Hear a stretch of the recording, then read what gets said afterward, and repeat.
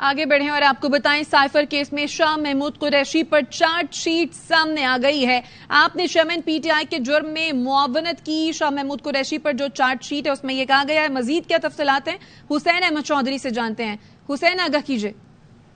जी देखिए, official secret act अदालत की जानिब से साइफर केस में जो आज फर्द जुर्म आयद की गई थी उसकी तफसीलात जो है वो जारी की गई हैं। 3 सफ़हात पर मुश्तमिल फर्द जुर्म जो चार्जशीट थी उसकी तफसीलात जो है वो ARY न्यूज़ को मौसूल हुई हैं, जिसमें कहा गया है कि चेयरमैन पीटीआई ने बतौर वज़ीर-ए-आज़म गैर कानूनी साइफर अपने पास रखा। चेयरमैन पीटीआई ने सीक्रेट दस्तावेजात को गलत तरीके से इस्तेमाल किया। चार्जशीट में कहा गया है कि साइफर पाकिस्तान और अमरीका के दरमियान इंतहाई खुफिया दस्तावेज थी। सीक्रेट दस्तावेज को ममनुआ मकाम पर जलसे में गलत तरीके पर इस्तेमाल किया गया है। साइफर की खुफिया मालूमात को गैर जरूरी अफराद तक जो है वो पहुंचाया गया है। चार्जशीट में मजीद कहा गया है कि रियासत के मफाद के खिलाफ मालूमात आगे इस्तेमाल करने के मजाज जो है वो नहीं थे।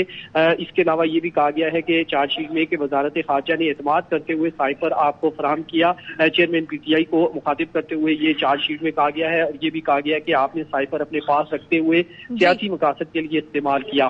साथ साथ अदालत ने जो शाह महमूद कुरैशी है उन पर भी फर्द जुर्म जो आयद की गई थी उसकी चार्जशीट में कहा है कि आपने भी चेयरमैन पीटीआई के जुर्म में मुआवनत की है। जिस तरह चेयरमैन पीटीआई ने जुर्म किया है आप भी शरीक जुर्म ठहरे हैं और ऑफिशियल सीक्रेट एक्ट की सेक्शन 5 और 9 के तहत जो है वो मुर्तकिब हुए हैं। जी अच्छा हुसैन, आप हमारे साथ ही मौजूद रहिए। एक और मामला मालूमात आपसे दरकार होंगी। चेयरमैन पीटीआई को जेल में सहूलतों की फराहमी से मुतालिक इंट्रा कोर्ट अपील पर भी समाअत हुई है। इससे मुतालिक क्या अपडेट्स हैं आपके पास?